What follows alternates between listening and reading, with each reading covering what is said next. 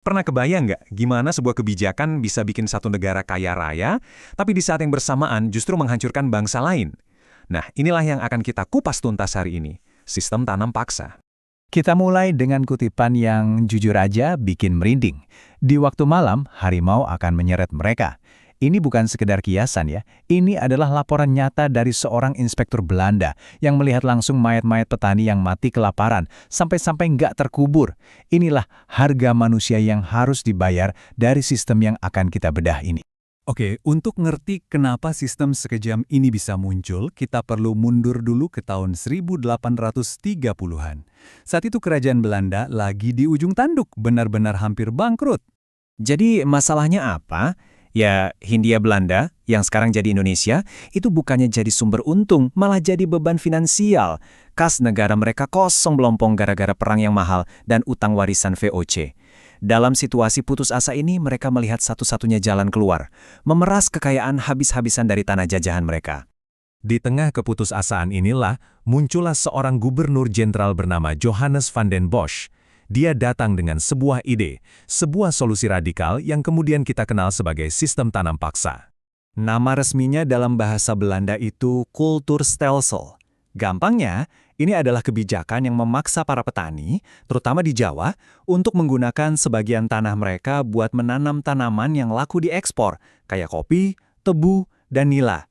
Tujuannya cuma satu, mengubah pertanian Jawa jadi mesin pencetak uang raksasa untuk negara Belanda.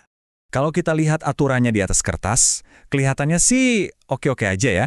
Cuma 1/5 tanah yang dipakai, tanah itu bebas pajak, dan kalau ada yang nggak punya tanah, bisa kerja di perkebunan pemerintah. Bahkan katanya, kalau gagal panen, pemerintah yang nanggung risikonya. Kelihatannya adil kan? Tapi ini cuma fasad, cuma di atas kertas. Kenyataannya di lapangan, jauh panggang dari api. Nah, jurang antara janji dan realita inilah yang kemudian menciptakan dua hasil yang sangat bertolak belakang.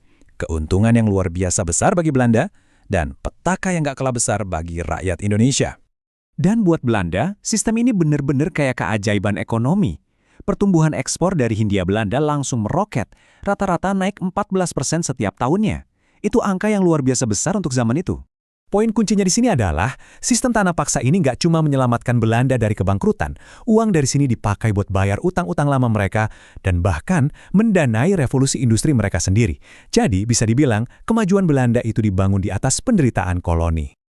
Tapi, keuntungan fantastis itu dibayar mahal oleh rakyat di Jawa. Sawah-sawah padi mereka dipaksa diganti dengan tanaman nila dan tebu. Akibatnya, bisa ditebak, pasokan makanan anjlok, kelaparan hebat dan wabah penyakit pun menyebar luas, terutama di daerah seperti Cirebon dan Jawa Tengah. Tentu saja, penderitaan separah ini akhirnya memicu perlawanan. Tapi yang menarik, suara-suara penentang ini datang dari dua kubu yang sangat berbeda dengan motivasi yang beda banget juga. Dari kubu humanis muncul suara seorang pejabat Belanda, Eduard Douwes Dekker. Mungkin Anda lebih kenal dengan nama penanya, Multatuli. Lewat novelnya yang legendaris, Max Havelaar, dia benar-benar membuka mata publik Eropa tentang betapa brutal dan tidak manusiawinya sistem ini. Nah, disinilah bagian yang sangat menarik. Kita bisa lihat ada dua jenis kritik yang sebenarnya bertentangan.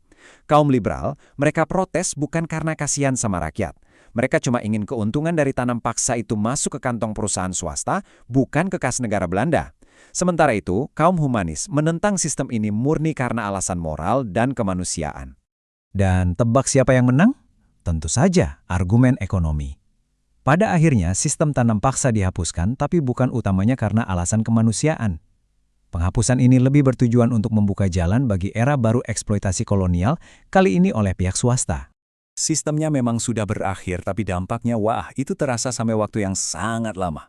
Mari kita lihat apa saja warisan jangka panjang dari tanam paksa ini. Ini gambaran yang cemerlang tentang betapa kompleks warisannya. Di satu sisi, ada modernisasi. Pertanian kita jadi kenal tanaman komersial, seperti kopi dan teh. Dan sistem upah mulai diperkenalkan. Tapi di sisi lain, praktek kerja paksa tanpa bayaran atau kerja rodi juga dilembagakan untuk proyek infrastruktur. Ikatan di desa memang jadi lebih kuat, tapi ini juga yang membuat ekonomi mereka jadi mandek dan terisolasi. Ini membawa kita pada satu pertanyaan penutup yang penting untuk direnungkan. Sistemnya memang dihapus, tapi apakah eksploitasinya benar-benar berakhir? Mengganti eksploitasi oleh negara dengan eksploitasi oleh swasta, pada dasarnya kan hanya mengganti tuannya. Dan ini membuka babak baru dalam sejarah panjang kolonialisme.